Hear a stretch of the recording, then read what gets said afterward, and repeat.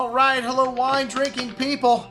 Time for more of what I've had to drink yesterday, and a nice selection of wines here from our friends from Constellation Brands, the largest wine company in the world. Well, they took over Mondavi Winery in 2004, and you know what? I have to say, the scores have gotten better. That must mean the wines have gotten better. And, well, Simi, a very important winery from Sonoma, also still producing very good wines. Crawford from New Zealand.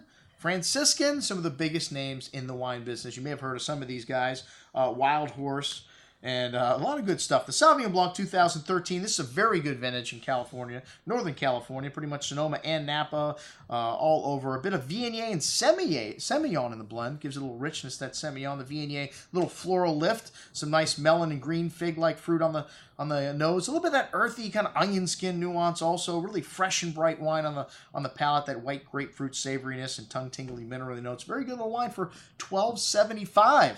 Sauvignon Blanc's a cheap date, man. You can find some really good stuff for under $15 from California. Crawford, this is their Spitfire, which is a single vineyard wine.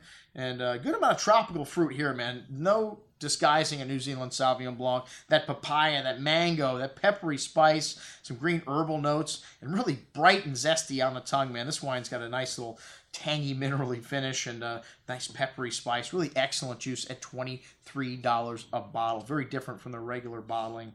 And the Franciscan Chardonnay Cuvée Sauvage, at one time considered one of the greatest Chardonnays in Napa Valley. And, you know, they've lightened up on the oak on this wine, but it still has a nice little amount of toasty oak spice. 2012, a great vintage for Chardonnay. Some flinty minerally notes, a green apple, lemon drop candy, notes of vanilla bean spice. Rich and creamy on the tongue. This wine's got a nice hand of toasty oak spice there. Not overdone, but still fresh, and that flinty minerally note from the nose through the finish.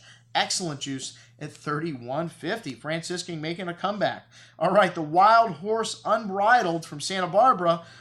This has got that typical Santa Barbara cherry and strawberry fruit, pretty floral notes, a hint of spice, a touch of earth, really light and pleasing on the tongue, smooth and silky tannins, that earthy and spicy nuance from the nose on the finish. Light and elegant, but there's still a lot of nuance in this wine. Really excellent bottle of Pinot at $26.25. It doesn't have to be a big, dark, and alcoholic wine for me to be a very pleasing bottle of wine. Anyways, the 2012 Save Me, please, a sweet wine, and, you know, it's got a cool story behind it and label and everything, and I'd rather, you know, the wine be in the bottle, but, you know, I can see how people like this wine. It's Merlot, Malbec, Syrah, and Zinfandel, and mixed berry pie kind of fruit, strawberries, cherries, black raspberries. You know, it's got some freshness to it, but a little sweet and a little bitter on the second day. It's a problem with some of these sweet wines, but some of you may find that good, and I found the Mondavi Napa 2012 to be excellent. Let me tell you, this is a great vintage in Napa. This wine still has about 30% Tokalon fruit in it.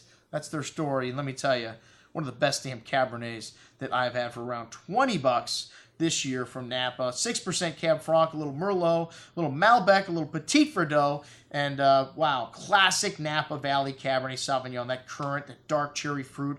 You get a little coffee, you get a little chocolate, a little tobacco spice. Juicy fruit on the tongue. One of the great things about the 2012 vintage, these wines are already showing nicely, but they've got wonderful structure and balance. They're also going to age. Even this Mondavi Napa, I'll bet it 10 years from now, this wine is still delicious. And like I said, $20, excellent juice. The Simi Cabernet Sauvignon Landslide 2011, cooler vintage. And you got some nice cigar box spice there, some peppery notes to it. Lighter on the palate, you know, Alexandra Valley wines are, anyways, compared to Napa. Some nice forward fruit there, that peppery spice, a little bit dry at the end, but still a very good little wine at $32.25. I'm putting my money on the Mondavi. And then the Mondavi Oakville 2011. I like the Napa 2012 better than the Oakville 2011.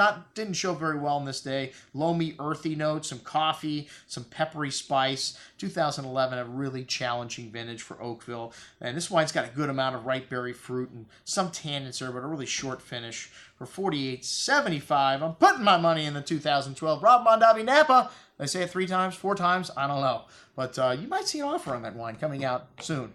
All right, that's what we had to drink with our friends from Constellation Brands. I'm your host, Andrew Lampasoni, signing off for the Wine Watch, saying, remember, always drink the good stuff first.